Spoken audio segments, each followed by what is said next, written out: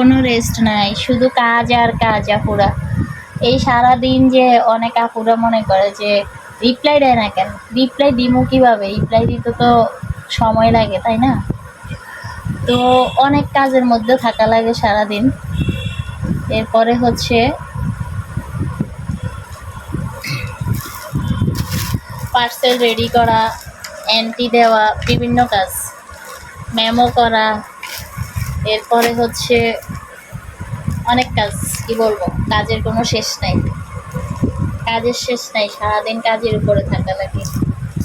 এরপরে রেড এক্সের ঝামেলা, স্টেট ফার্স্টে ঝামেলা, এ জায়গায় খাওয়া ওই জায়গায়, মানে রেড এক্সের কিছু জায়গায় পার্সেল দিতে দেরি করে, এগুলো আর অন্য কুরিয়ারে দেওয়া লাগে।